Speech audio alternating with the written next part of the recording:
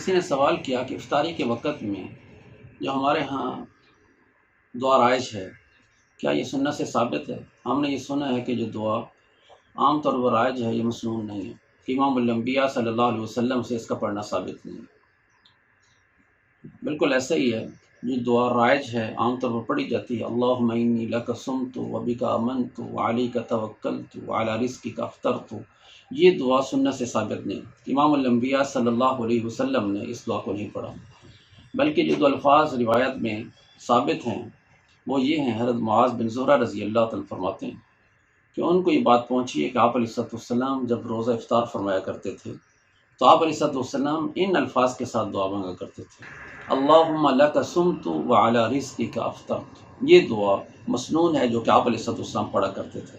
جو باقی الفاظ ہیں، اللہم انی لک صمت وبک آمنت وعلیک توکلت وعلی رزقک افطرت، یہ الفاظ ثابت تو نہیں لیکن ناجائز بھی نہیں پڑھنا، کیونکہ احادیث میں جو الفاظ ثابت ہیں وہ تو صرف یہ ہیں، اللہم لک صمت وعلی رزقک افطرت۔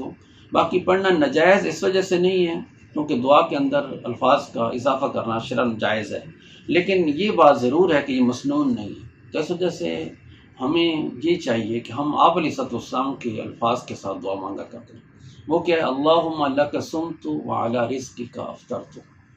ایک تو یہ ہے۔ اس کے علاوہ ایک اور دعا احادیث میں آتی ہے، اس روایت کے راوی ہیں عبداللہ بن عمر بن خطاب رضی اللہ تعالیٰ عنہ۔ وہ یہ فرماتے ہیں کہ امام الانبیاء صلی اللہ علیہ وسلم کان رسول اللہ صلی اللہ علیہ وسلم اذا افطر قال، جب آپ علیہ السلام روزہ افطار فرمایا کرتے تھے تو آپ علیہ السلام یہ پڑھا کرتے تھے، ذهب الظما وابتلت العروق والاجر ثابت ان شاء اللہ تعالی۔ اس کا ترجمہ یہ ہے، پیاس چلی گئی،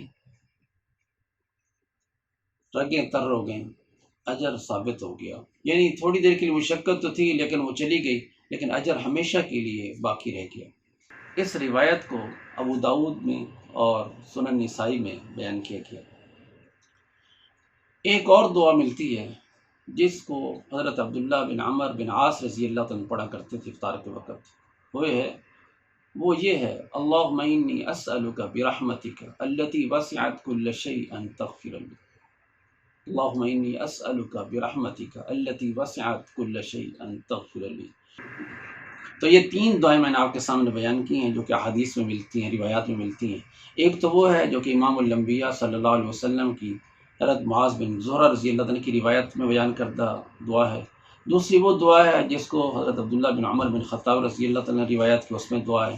اور تیسری یہ صحابی کی دعا ہے، کیونکہ صحابہ کا عمل بھی سنت ہوتا ہے، تو اس وجہ سے یہ تینوں دعائیں اگر اکٹھی پڑھ لی جائیں تو بہت اچھی بات ہے، ورنہ ایک بھی پڑھ لیں گے تو انشاءاللہ سنت کا ثواب مل جائے گا۔ اور ہمیں کوشش کرنی چاہیے کہ ہم دعائیں وہی پڑھیں جو کہ آپ علیہ السلام سے ثابت ہیں اور جس پر آپ علیہ السلام کی سنت کی مہر ہے۔ اللہ مجھے اور آپ کو ان دعاؤں کو اہتمام سے کرنے والا بنائے، یاد کرنے والا بنائے۔